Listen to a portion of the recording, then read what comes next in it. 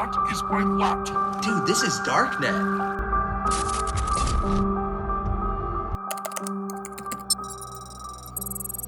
Hello বন্ধুরা, welcome back to movie network.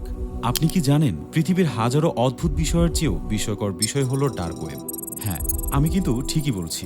নিশ্চিত এই ডার্ক ওয়েবেই যত হ্যাকারের খেলা চলে যত পৈশাচিক অন্ধকার জগতের নির্মম খেলা। ইন্টারনেটে চলা এই নিষিদ্ধ জগতে চাইলেও কিন্তু যে কেউ ঢুকতে পারে না। তো যাই হোক, আজ আমি যে মুভি নিয়ে বলবো সেখানে আপনারা ডার্ক ওয়েব সম্পর্কে অনেক কিছুই জানতে পারবেন, পাশাপাশি দেখতে পারবেন ডার্ক ওয়েবে কোন লেভেলের হ্যাকিং কর্মকাণ্ড চলে। তাই আর দেরি না করে চলুন শুরু করা যাক। আর শুরু করার আগে দয়া করে ভিডিওটিকে লাইক করে দেবেন।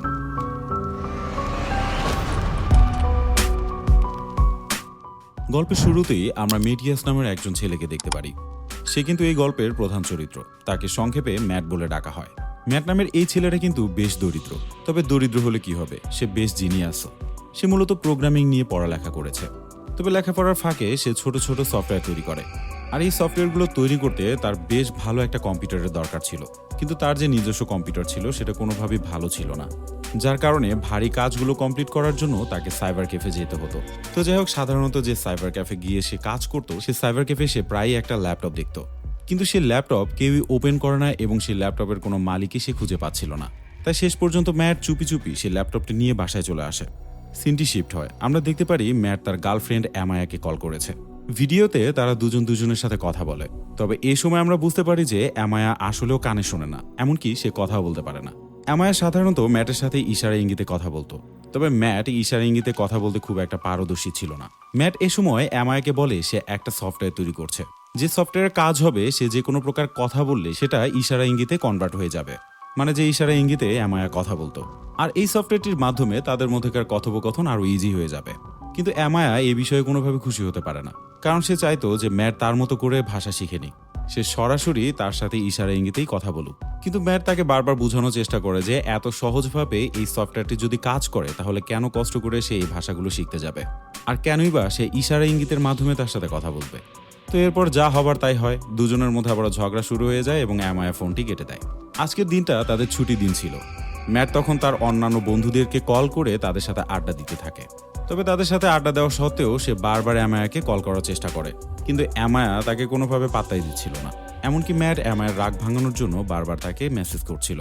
কিন্তু এই সময়ের মধ্যে ম্যাট লক্ষ্য করে যে তার ল্যাপটপে, অর্থাৎ যে ল্যাপটপটি সে নিয়ে এসেছিল সেই ল্যাপটপে বারবার মেসেজ আসতে থাকে।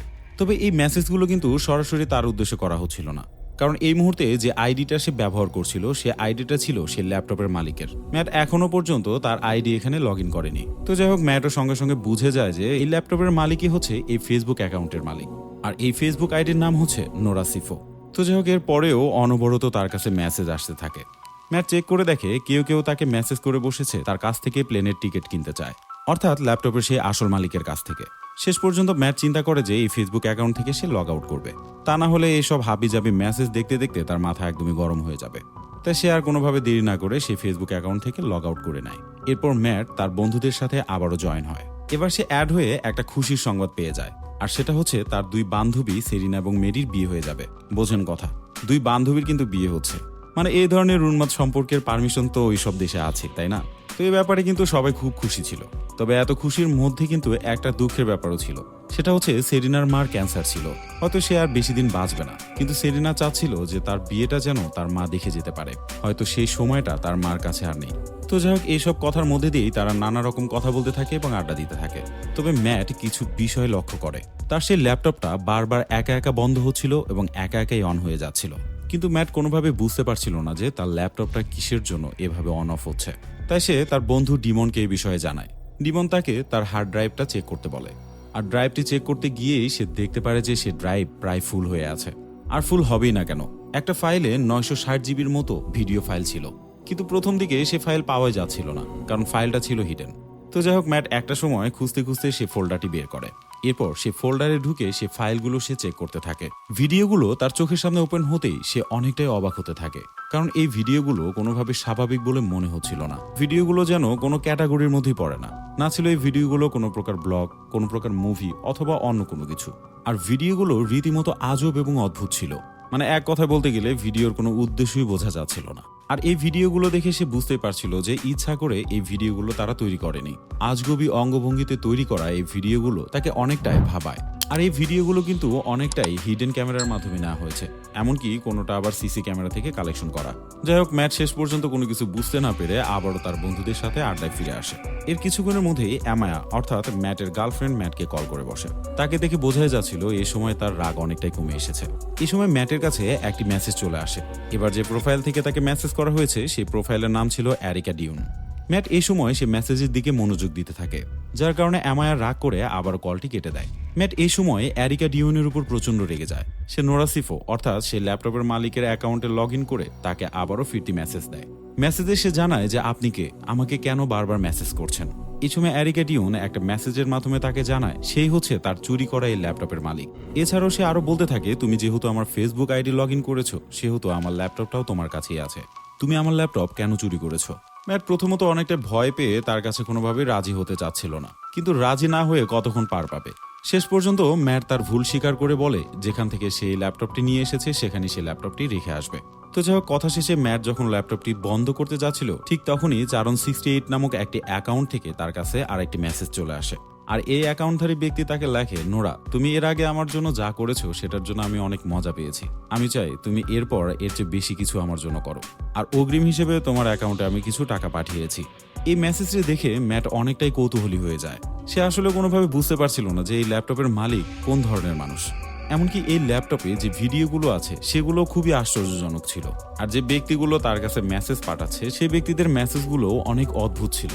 তো যাই হোক, ম্যাট তখন চারণ 68 বলে কোন কাজগুলোর কথা আপনি বলছেন। চারণ 68 তখন জানায় এই কথাগুলো ফেসবুকে বলা কোনোভাবেই নিরাপদ না, তুমি রিভার অ্যাপে চলে আসো। ম্যাট তখন সেই কম্পিউটারে রিভার অ্যাপটি খুঁজতে শুরু করে। এরপর সে অ্যাপটি সে খুঁজে পায় এবং সেখানে প্রবেশ করে।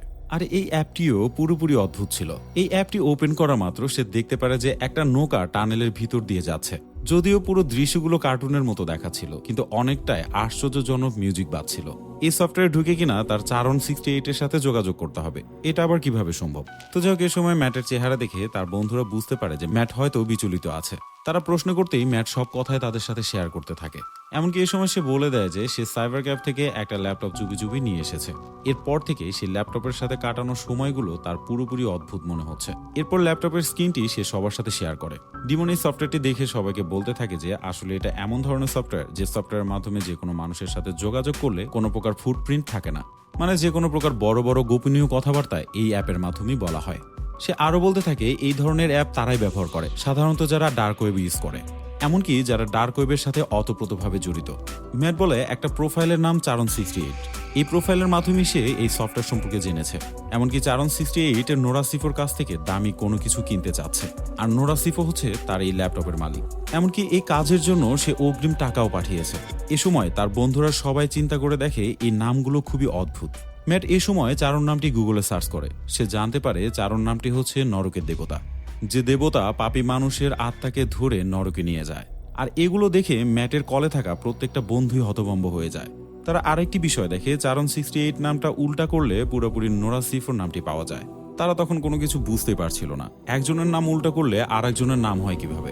মানে এই অদ্ভুত বিষয়গুলো একটির সাথে আরেকটি জড়িত, যার মাধ্যমে তারা অনেকটা ভাবতে থাকে অবশ্যই এগুলো কোনো ছদ্মনাম, আর এই ছদ্মনামগুলো ব্যবহার করে তারা গোপন কোনো কিছু কেনাবেচা করছে। এমনকি এই কেনাবেচার জন্য তারা এমন একটি সফটওয়্যার ব্যবহার করছে যেটা সরাসরি ডার্ক ওয়েবের সাথে সংযুক্ত।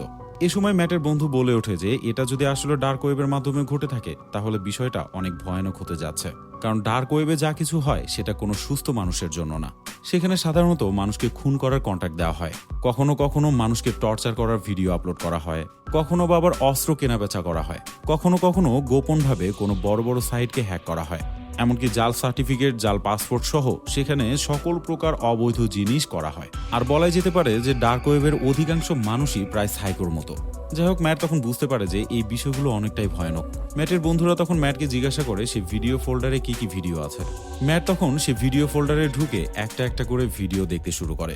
এখানে অনেক মানুষের গোপন অনেক ভিডিওই আছে। আগে বলেছিলাম কোনো কোনো ভিডিও হিডেন ক্যামেরার মাধ্যমে নেওয়া, কোনোটা আবার সিসি ক্যামেরা থেকে নেওয়া। আর অদ্ভুত এই ভিডিওগুলো তাদের আশেপাশের এলাকারই ছিল।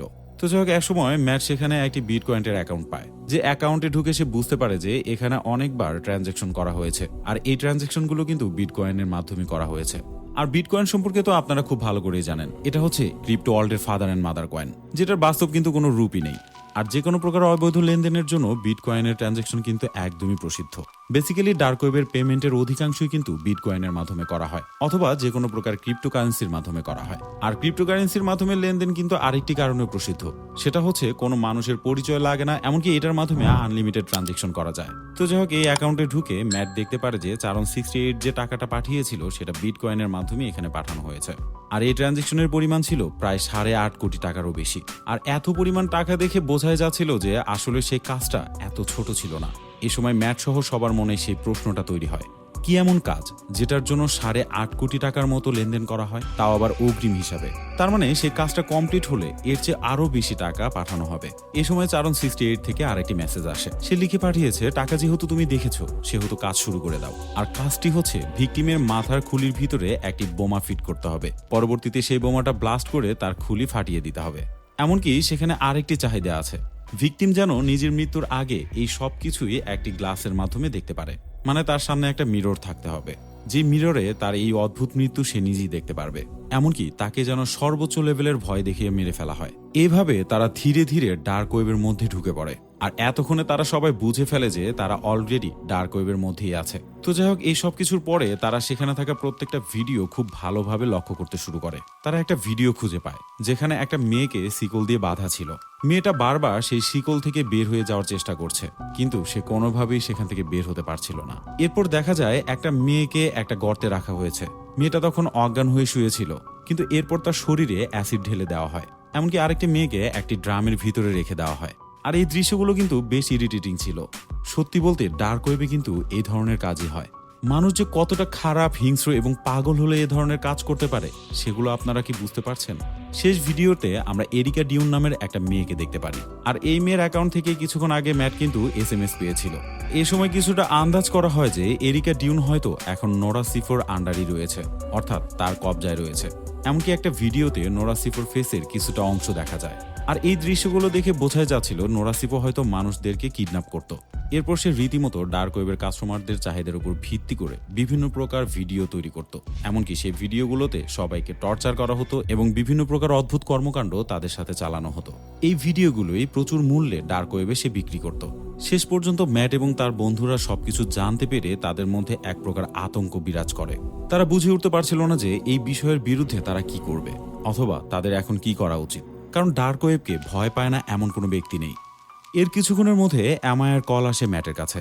কলটি রিসিভ করা মাত্র ম্যাট দেখতে পারে সেখানে কেউই ছিল না। তবে বেশ কিছুক্ষণ পর অ্যামায়ার রুমের সেখানে চলে আসে। সে বলে, তুমি কিছুক্ষণ অপেক্ষা করো, অ্যামায়া এখন বাথরুমে আছে। এরপর ক্যামেরাতে হুট করে একটা গ্লিচ চলে আসে, চারদিক অন্ধকার হয়ে যায়। হঠাৎ ক্যামেরাটি আবারও অন হওয়া মাত্র ম্যাট যা দেখতে পারে সেটার জন্য সে কোনোভাবেই প্রস্তুত ছিল না। একটা অচেনা কেউ অ্যামায়ার বান্ধবীর পিছনে দাঁড়িয়ে মুখ বেঁধে তাকে সেখান থেকে নিয়ে যায়। আর এই দৃশ্য দেখে তারা সবাই খুব ভালোভাবে বুঝে যায় যে এটা ছিল নোরা সিফো। অর্থাৎ নোরা সিফো অলরেডি ম্যাটকে ট্র্যাপ করা শুরু করেছে। ম্যাট কোনোভাবেই বুঝতে পারছিল না যে এগুলো তার সাথে কেন ঘটছে। তবে এর কিছুক্ষণের মধ্যেই সেখানে সে মানুষটা চলে আসে। সে জানায় ম্যাট সহ তার বন্ধুরা যা কিছু জানতে পেরেছে তারা যেন কোনো কিছুই কাউকে না জানায়, এমনকি পুলিশকেও যেন কোনো কিছু জানানো না হয়। যদি এর পরেও তারা কোনো প্রকার কোনো চালাকি করার চেষ্টা করে তাহলে অ্যামায়াকে তারা সঙ্গে সঙ্গে মেরে ফেলবে। এই মানুষটি কিন্তু অন্য কেউই না, নোরা নিজেই ছিল। সে ম্যাটকে বলে, তুমি তোমার গার্লফ্রেন্ডকে তোমার বাসায় যেতে বলো, আমি তার পিছু পিছু তোমার বাসায় চলে আসব। আমি তোমার বাসার সামনে এসে আমার ল্যাপটপটি তোমার হাত থেকে নিয়ে নেব। তাই শেষবারের মতো বলছি, সাবধান হয়ে থাকো, কোনো প্রকার চালাকি করার চেষ্টা করবে না, তাহলে অবশ্যই অ্যামায়ার ক্ষতি হয়ে যাবে। অন্যদিকে দেখা যায় ম্যাটের বন্ধুরা পুলিশদের জানানোর চেষ্টা করছিল, তবে ম্যাট সবাইকে থামিয়ে দেয়। সে বলে যে তারা যদি কোনোভাবে পুলিশকে জানায় তাহলে অবশ্যই অ্যামায়ার ক্ষতি হবে। শুধুমাত্র অ্যামায়া না, বরং তাদের সবার ক্ষতি হয়ে যেতে পারে। এরপর ম্যাট অ্যামায়ার সাথে কথা বলতে থাকে। সে তাকে বারবার বোঝানোর চেষ্টা করে সে যে কোনোভাবেই হোক তার বাসায় যেন চলে আসে। মানে কিছুক্ষণ আগে নোরা যা কিছু বলেছে সেটাই তারা করছে। অ্যামা শেষ পর্যন্ত ম্যাটের বাসায় আসতে রাজি হয়ে যায়। ম্যাট তখন আবারও ভিডিও কলে তার বন্ধুদের সাথে একত্রিত হয়। তারা কিছুক্ষণ পর পর অনেক কিছুই চেক করতে শুরু করে। এ সময় তারা নেটে সার্চ করে দেখে এরিকা ডিউন নামের সে মেয়েটি কিছুদিন আগে কিডন্যাপ হয়েছে। মানে নোরাই কিন্তু এরিকাকে কিডন্যাপ করেছিল। আর এভাবে বিভিন্ন ইনফরমেশনের মাধ্যমে যত সময় যাচ্ছিল তারা সবাই ততটাই অবাক হয়ে যাচ্ছিল। এ সময় ম্যাট একটা কাজ করে বসে, বিটকয়েনের সেই সব টাকাগুলো তার অ্যাকাউন্টে সে ট্রান্সফার করে নেয়। কিন্তু টাকা নেওয়া মাত্র নোরাসিফো সঙ্গে সঙ্গে তাকে কল করে বসে। তাকে সে রীতিমতো থ্রেট দিয়ে বলে যে তুমি কেন এই টাকাগুলো তোমার অ্যাকাউন্টে নিয়ে নিলে, এর পরিণতি কিন্তু তোমার সাথে অনেক ভয়ানক হতে যাচ্ছে। ম্যাট তখন বলে এই টাকাগুলো কিন্তু আমি মেরে দেওয়ার জন্য নেইনি, আসলে এই টাকাগুলো নিয়েছি আমাদের সিকিউরিটি পারপাসে। এমনও তো হতে পারে তুমি আমার সাথে দেখা করতে এসে আমাকে মেরে ফেললে, এর চেয়ে বরং এটাই সবচেয়ে সুন্দর, অ্যামায়া এখানে আসলে আমি তোমার ল্যাপটপ ফিরিয়ে দেব, তারপরে অ্যামায়াকে নিয়ে একটা সুরক্ষিত জায়গায় গিয়ে আমি তোমার সকল টাকাই তোমাকে ফেরত দেব। ম্যাটের এই চিন্তা চেতনাগুলো হয়তো ঠিকই ছিল, কিন্তু সে কোনোভাবেই জানতো না যে নোরাসিফো কিন্তু একা কাজ করতো না, তার মতো আরো 12 জন এই বিষয়ের সাথে জড়িত। তাই সে বলতে থাকে যে আমি না হয় তোমাকে ছেড়ে দিলাম, কিন্তু বাকি 11 জন কি তোমাকে ছেড়ে দেবে? তো যাই হোক, এরপর ম্যাট দেখে যে তারা যে সবাই মিলে কথা বলছিল সেই গ্রুপের মধ্যে অনেক অচেনা ব্যক্তি ঢুকে পড়েছে, যেটা দেখে তারা একদমই ভয় পেয়ে যায়।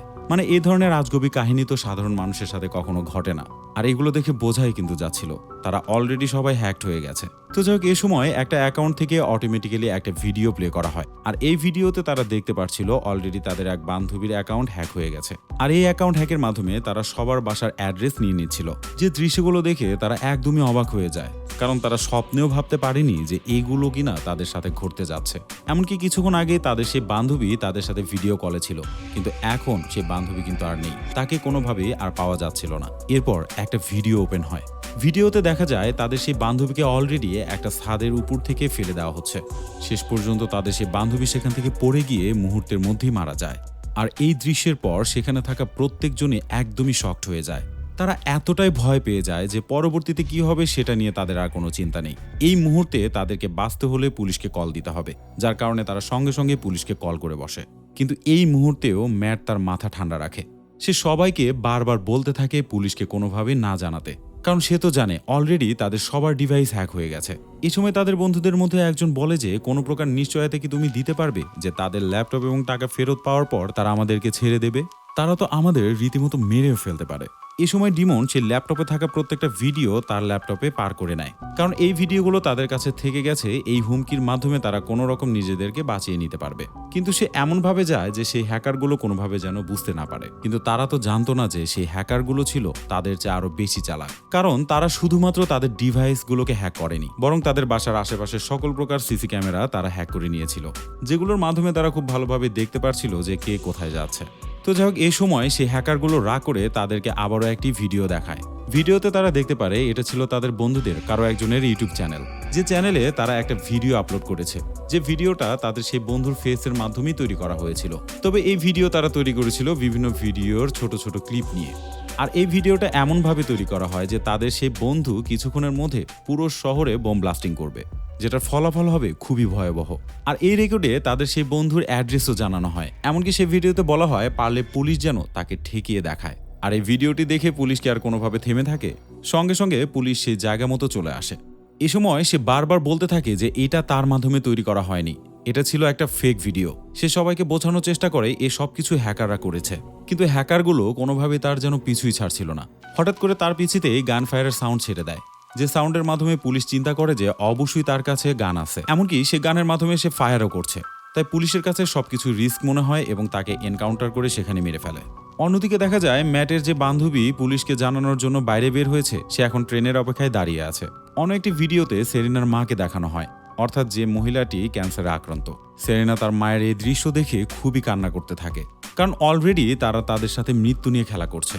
হয়তো এভাবে সে এখন তার মাকেও হারাবে। তো যাই হোক, এই সময় হ্যাকারগুলো একটি শর্ত জুড়ে দেয়। তারা সেরিনাকে জিজ্ঞাসা করে তুমি কোনটা চাচ্ছ, তোমার মাকে বাঁচাবে নাকি তোমার বান্ধবীকে? কিন্তু সেরিনা কোনোভাবে এই প্রশ্নের উত্তরই দিতে পারছিল না। তাকে 30 সেকেন্ড সময় দেওয়া হয়। শেষ পর্যন্ত কোনো উত্তর না পাওয়ার কারণে তার বান্ধবীকে সেখানে ট্রেনের আঘাতে মেরে ফেলা হয়।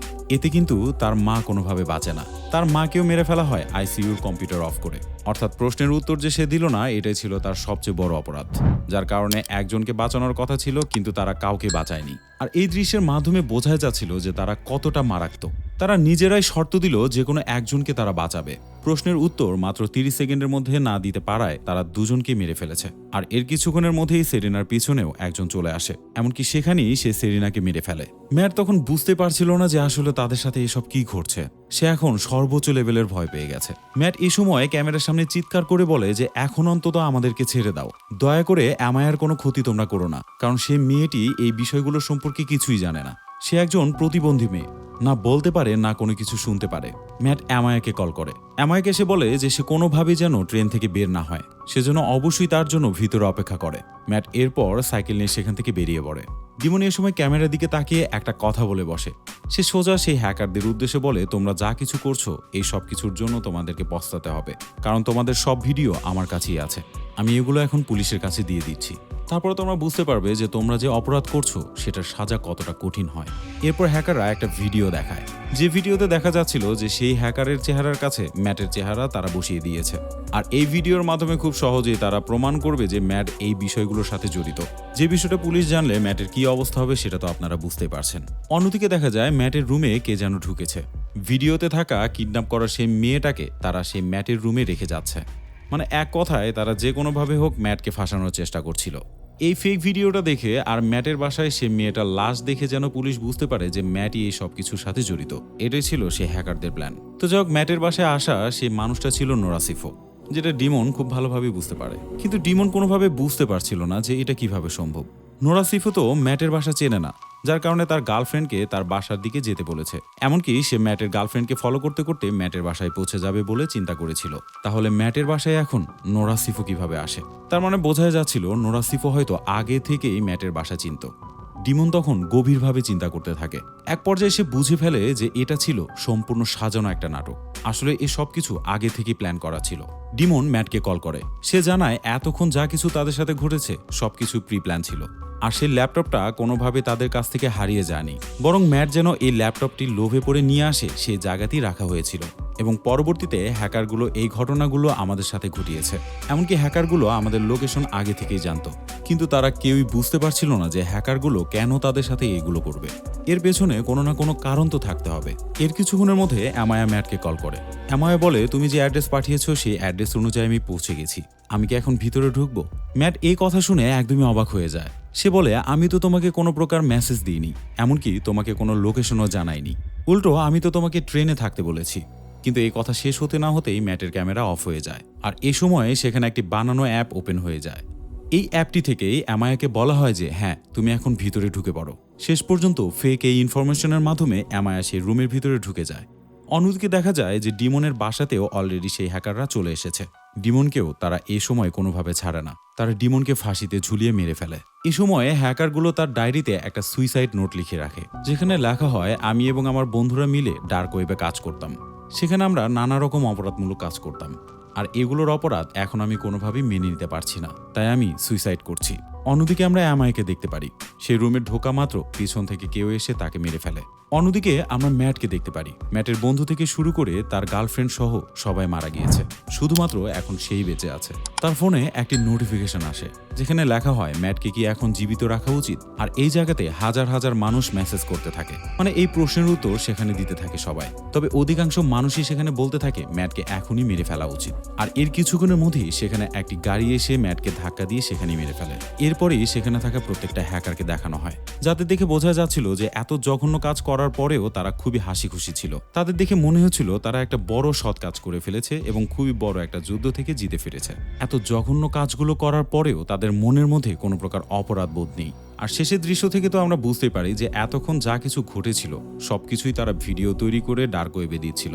আর ডার্ক ওয়েবে থাকা দর্শকগুলো তাদের এই বিষয়গুলো এনজয় করছিল। এমনকি পশুর মতো সেই দর্শকগুলোর ভোটের মাধ্যমেই শেষ পর্যন্ত ম্যাটকে মেরে ফেলা হয়। তো বন্ধুরা, সত্যি বলতে এই ধরনের অনেক কুৎসিত কাজ কিন্তু ডার্ক ওয়েবে ঠিকই করা হয়। তবে আজকের এই ভিডিও থেকে যদি ডার্ক ওয়েবের প্রতি কোনো প্রকার দুর্বলতা আপনাদের থাকে, তাহলে আমি বলবো অবশ্যই দুর্বলতা এখনই মুছে ফেলবেন, কারণ এই নিষিদ্ধ জগৎ কারো কোনো নেশায় পরিণত হোক সেটা আমি কোনোভাবেই চাই না। তো যাই হোক, গল্পটি শেষ হওয়ার মধ্যে দিয়ে আমারও চলে যাওয়ার সময় হয়ে গেল। আজকের এই ভিডিওটি যদি আপনার ভালো লেগে থাকে তাহলে অবশ্যই লাইক, কমেন্টস এবং শেয়ার করবেন। বিদায় নিচ্ছি, দেখা হবে পরবর্তী আরেকটি সুন্দর ভিডিওতে। ততক্ষণে সবাই ভালো থাকবেন, সুস্থ থাকবেন। আল্লাহ হাফেজ।